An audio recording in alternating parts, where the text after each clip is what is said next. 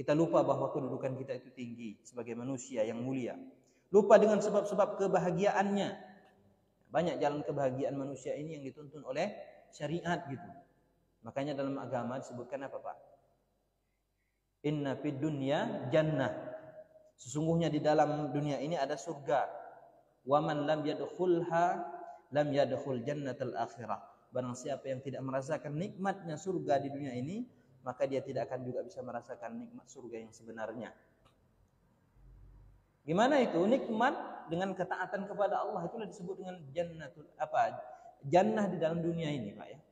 Nah, jadi orang-orang yang taat kepada Allah, dia merasakan ketenangan, ya. Merasakan ketenangan, merasakan kebahagiaan ya di dunia ini. Nah, itu yang didapatkan daripada kesolehan dia, ketakwaan dia kepada Allah Subhanahu wa taala. Namun kalau orang yang sebaliknya tidak bertakwa, kemudian tidak beramal soleh kepada Allah, tidak beriman kepada Allah, tidak taat kepada perintah-perintah Allah, mereka tidak mendapatkan kebahagiaan ini, Pak. Nah, makanya saya bilang kemarin kan, harta itu tidak menjamin kebahagiaan seseorang. Yang menjamin kebahagiaan seseorang itu adalah hatinya. Disebabkan kedekatan dia kepada Allah, ketakwaan dia kepada Allah. Itulah yang menyebab dia bahagia. Kalau kita lihat contohnya, contoh besar itu adalah Rasulullah. Rasulullah itu rumahnya sempit, Pak. Kita belajari dalam fikih dulu apa? Ketika Rasulullah itu sholat malam, ketika dia hendak sujud, Pak ya, dia menepis kaki istrinya supaya istrinya menekukkan kakinya supaya dia bisa sujud. Itu menandakan bahwa rumah Rasulullah itu kecil, tidak seperti rumah kita sekarang ini yang luas dimanapun kita bisa sholat gitu, Pak ya. Artinya apa? Banyak tempat sholat kita. Tapi sayangnya kita pun tak sholat sunat juga, kan? Padahal rumah itu besar gitu. Fungsi rumah itu padahal sebenarnya selain tempat kita bernaung gitu, Pak ya, untuk berteduh, juga untuk beribadah kepada Allah.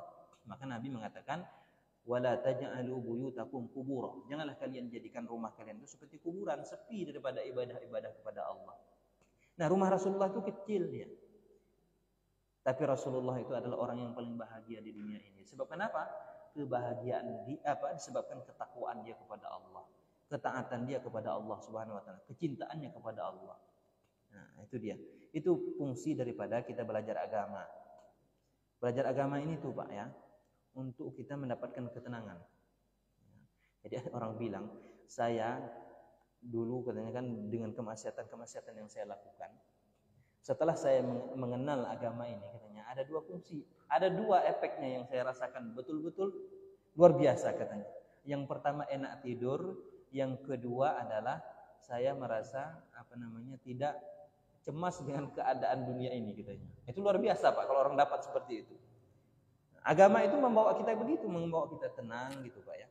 Membawa kita itu tidak khawatir dengan ancaman dunia yang mengecewakan ini, ya. Memang dunia ini kejam sebenarnya, Pak ya. Tapi kalau orang mengenal agama gitu, ya dia biasa aja. Biasa aja, tidak kalau bahasa kita tidak gopoh dengan keadaan dunia ini ya. Itu dilakukan oleh para sahabat. Lihat para sahabat itu, Pak ya. Dia mengenal agama yang dalam diajarkan oleh Rasulullah SAW, prinsip-prinsip agama yang dalam. Dia mendapatkan kehidupan dunia ini yang disepelekannya itu ya. Disepelenya kehidupan dunia ini. Makanya para sahabat itu tidak bimbang mengeluarkan hartanya semua di jalan Allah. Abu Bakar semua hartanya dikeluarkan di jalan Allah Subhanahu wa taala. Biasa aja dia.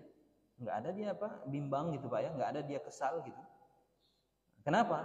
Karena mereka memang target mereka itu bukan dunia yang sementara ini ya. Mereka tahu kehinaan dunia ini yang di situ disebut Nabi sallallahu alaihi wasallam lebih hina dari bangkai seekor anak kambing. Kemudian dunia itu memiliki sesuatu yang sangat hina di mata Allah Subhanahu wa taala dan tidak berharga di mata Allah Subhanahu wa taala dibanding dengan sebelah sayap seekor nyamuk itu. Jadi rendah dunia itu di mata mereka. Dan mereka mendapatkan ketenangan di dalam menjalaninya di dunia ini. Dan mereka akan berbahagia nanti setelah mereka dipanggil oleh Allah Subhanahu wa taala. Makanya dalam ayat yang sangat indah Allah mengatakan, ya ayyatuhan nafsul mutmainnah irji'i ila rabbiki radiyatan mardiyah fadkhuli fi ibadi wadkhuli jannati. Itulah luar biasa, Pak ya. Kebahagiaan ahli surga nanti. Dipersilahkan oleh Allah Subhanahu wa taala untuk masuk ke dalam tempat yang di situ adalah tempat kenikmatan yang kekal abadi sifatnya. Nah, itu target persahabat. Kalau kita kan enggak, target kita tahun ini bagaimana ruko ini bagaimana usaha kita ini lebih bagaimana nanti toko kita ini lebih maju lagi daripada tahun sebelumnya. Itu kan terkadang kaum muslimin itu seperti itu.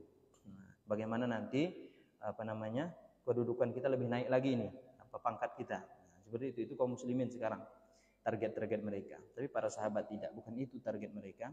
Target mereka adalah sesuatu yang kekal abadi, yaitu surga.